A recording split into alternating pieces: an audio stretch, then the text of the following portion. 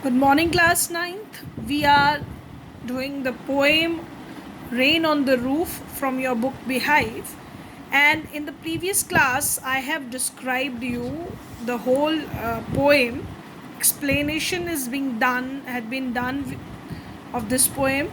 And you came to know how poet recalls his childhood memories when he hear the sound of rain on the roof. This is really a very beautiful poem which gives us a kind of experience that nature has a healing power, and whenever we are in contact with nature, it definitely gives a soothing effect to our heart and our mind. Let's in today's class we will be discussing different various type of question answers which are asked based on this poem to you, and it may be short question answers, extract question answers, or MCQs. But before, I wanted to go through the summary of the poem so that you recall what is there in the poem. Now, summary of the poem is of Rain on the Roof by Coach Skeeny.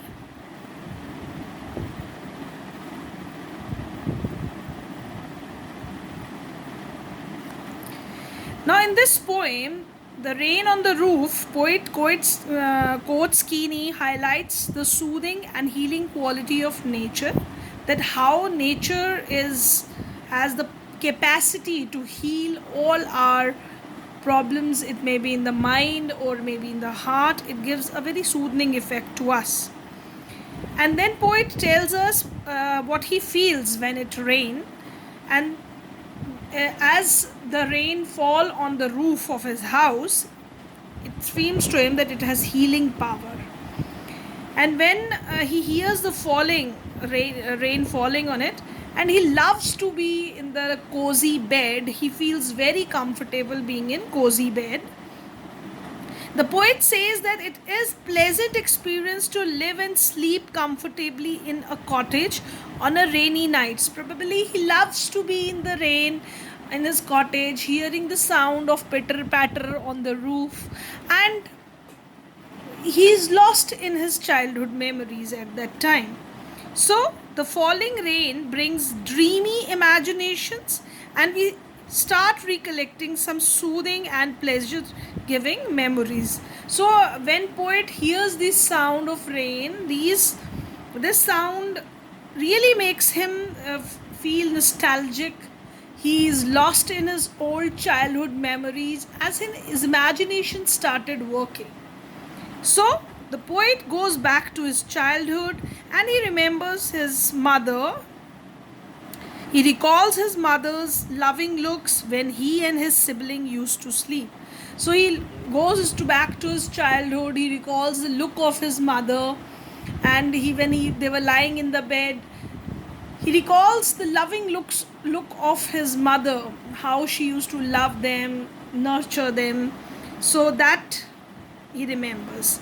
So thus, coming of the rain is a very soothing and blissful experience for poet. It is very pleasing and pleasant for him. So similarly, the nature has a healing power. Every part of nature has that healing effect. And this imagination of the poet about the rain, which takes the shape of a poem right in front of you, that is his feelings, genuine feelings which comes out of it. So children, poetry is something which is overflow of emotions. When you are feeling emotional,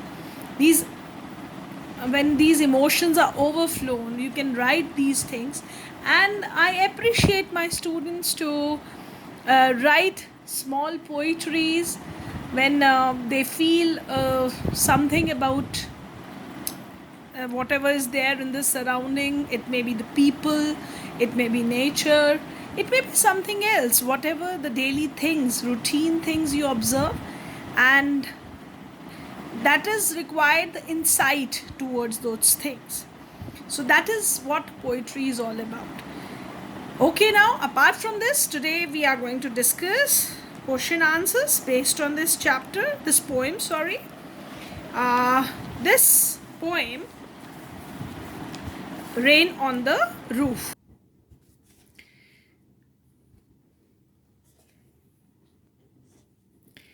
These are short answer type questions, children, which I have framed for you. That some of the questions are taken from your book and some are given on my own. So, what do the following phrases mean to you? As when the poem was explained to you, I explained so many phrases to you, different kind of literary, there's poetic devices used in the poem. Apart from that, word meanings and such explanation which was given to you that takes the shape of question answers. When you understand the chapter or poetry, whatever is done with you, clearly, you're able to answer these questions easily. So, here the question is you have to explain the phrase means humid shadow, and another one is given a thousand recollections weave their air threads into woof. Now, in this, you have to explain humid shadow. In what sense he used that humid shadows? So, humid shadows refers to the dark clouds which are full of water. If you remember that when I described the word humid and shadows, you must be knowing that humid refers to the shadows, refers to the clouds in the sky, the dark colors clouds in the sky, and humid refers to full of moisture. So it is referred to the dark clouds which are full of water. So simply explanation should be given in one or two lines, not more than that. Now next is your a thousand recollection weave into air threads into woof, which means that when people are asleep, when we lost into the memories of the past come back into their mind in the form of dreams. He wanted to describe that recollections refers to all the memories, which weave means which comes into the mind like air threads into woof. Just as we weave the thread in the loom, same way those memories weave in our mind. So that is the explanation of the phrases, which deals not only with the phrases meaning. Apart from that, question can be framed based on the word meanings, which we explain to you in the poem. So go through your lecture video based on the explanation of the poem. You'll be able to answer any type of question asked or based on the word meanings. Now next is, now question is asked here where the line is written in inverted comma. This is another kind of question where they can give you a line and then they can ask you what that line means or some part of that line what they wanted to mean. So here a question is framed, and the melancholic darkness gently weeps in rainy tears. Now you have to explain the phrase melancholy darkness. What does it do? So there are two questions. First, you have to explain this melancholic darkness, and second, you have to answer what this melancholic shadow do. This melancholic darkness refers to the dark rain bearing clouds.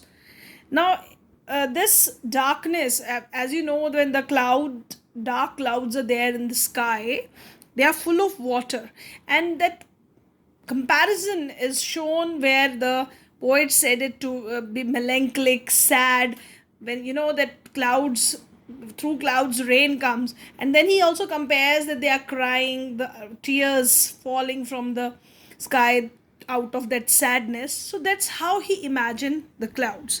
So he says melancholic darkness refers to the dark rain bearing clouds. The poet imagines that the clouds covering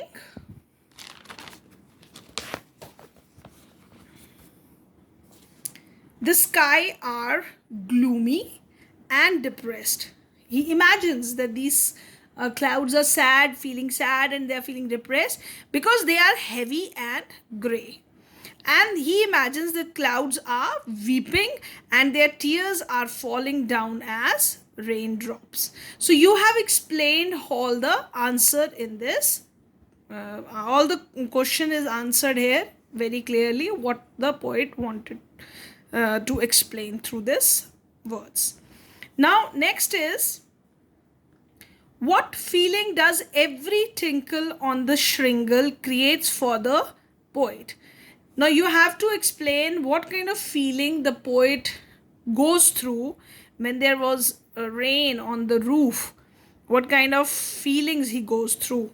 So that is in the explanation part of the poem. Raindrop on the roof creates a rhythm with the poet's heartbeat. He said that in the beginning, that when the rain fall on the roof, that comes as a rhythm in his heart. This evokes thousands of dreams, making his thoughts busy. When he listened to the pitter patter on the roof, his mind started weaving recollections of fond memories. So he started feeling all those memories, whatever he is lost in his past. He recalls all the beautiful memories of his childhood. So, children, when the same questions are asked to you in detail, there you can explain all the answers in detail. But here they are asking you a short answer type question. So, very precisely you have to explain the meaning. See, we have covered all the things that it evokes dreams. He thought about it, and this sound which with which he started recollecting different memories. So these are the important points or the key points which are asked in the question and which you should be there, that should be there in your answer. Now here is a very simple question. This kind of questions are asked to you also. It can be in the form of synonyms, antonyms. So you should be familiar with the words and their meaning. So it is vocabulary based question. Find the word from the first stanza which shows the antonym of melancholy. So you know melancholy refers to sadness, and in the first paragraph you have to find from the first paragraph. You'll see in the first paragraph the word is happiness. So the word is bliss.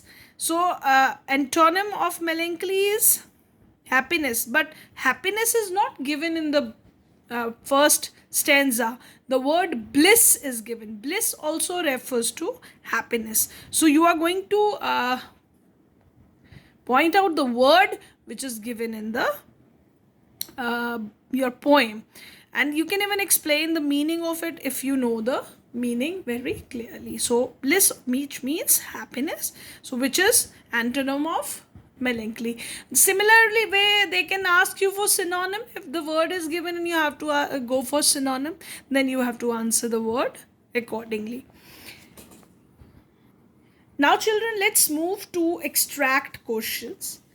In extract question, a stanza is given to you, and then based on that stanza some questions are asked to you. So remember, here you are answering it in one or two lines, but they can be in the form of MCQs. They can ask you question and then they can give you different options.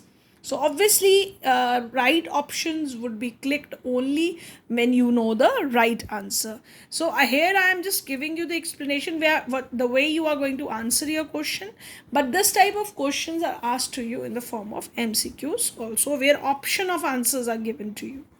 So this is the verse which I have picked from the poem. Now the question, this is the verse. Now in the memory comes my mother, as she used in years agone to regard the darling dreamers, she left them till the dawn. Oh, I feel her fond look on me as I list to this refrain, which is played upon the shingles by the pitter patter of the rain.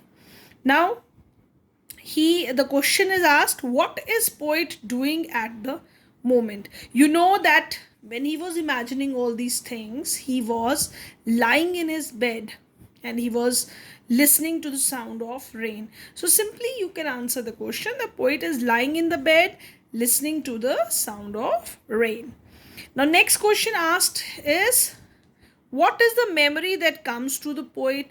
You know that he recalls his mother, he remembers his mother standing next to their bed and gazing at her children fondly. So the simplest, the precisely that answer is written by you here, that he recalls his mother and how good, with good looks, she used to look at her children. Next is poetic device. As whole poetic devices in the poem are explained to you, whatever poetic devices poet used in this poem. Name a poetic device used in the last line. Now, by the patter of the rain, you know that patter is a onomatopoeia where the sound is related with it, that comes with the sound effect in your mind. So it arises in, your auditory senses are provoked with this when you listen to this word. So that is onomatopoeia. So patter of the rain is the, in this poetic device uses onomatopoeia for patter of rain. That is a sounding word. So this is the way the questions are asked to you. Next kind of questions are MCQs. MCQs, just as I told you, they can be based on extract based questions, or MCQs simply ask to you that what does starry spheres mean.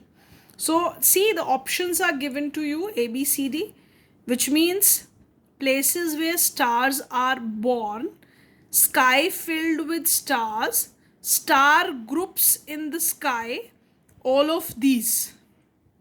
So you have to tell that what answer is right. So you have to tell, it is not refer to the star filled with this one, neither this one. They basically refer to starry sphere, means where the group of stars are there in the sky. So it is, the right option would be stars groups in the sky. So it is that, this means starry spheres. What does woof mean? Again, this is vocabulary based questions. If you know that woof is the, what does woof mean here? See, if this they are asking you direct question meaning, then you have to simply say it's a woven cloth, the weave thread. But here, if they are asking you related to poem, so he is weaving the dreams and memories also. So what would be the answer, right answer? If it is based on extract, because they are saying that the way dreams and memories are weave, it just as woof. So woof, he is saying about the woven cloth, just as we weave the cloth, same way dreams and memories he is weaving. So sometime you might get confused that they have mentioned something about dreams and memories. So you are not going to be confused there. The way the question is asked, the same thing, the same way you should answer the question. If they are going to ask you question that with what woof is being compared, so that then there can be dreams and memories. So accordingly, the way the question is asked, you have to think about that answer.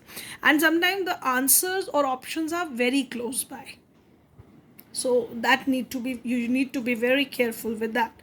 Now next question, which of these is not a sound word? Remember this, they have given not, which is not the sounding word. So tinkle, patter, none of these, both A and B.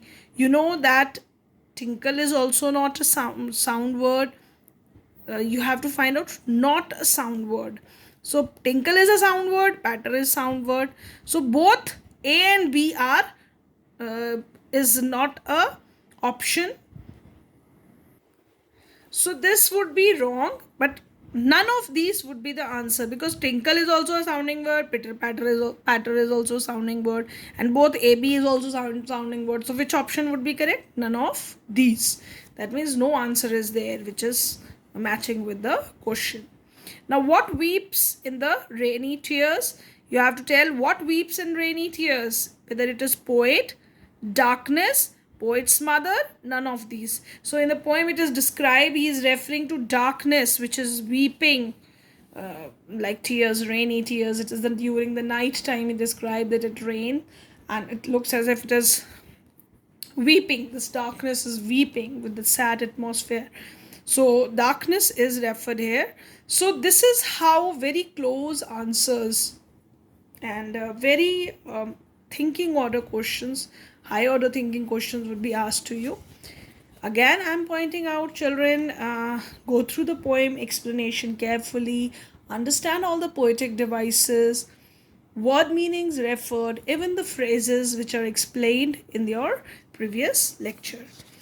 So this is it. Today for this is for today's class. I'll be sending you few question answers based on this chapter, which you will be practicing in your notebook. They are short answer type questions, so you need to answer them accordingly. 30 to 40 words, not more than that. Thank you, class. Thank you very much.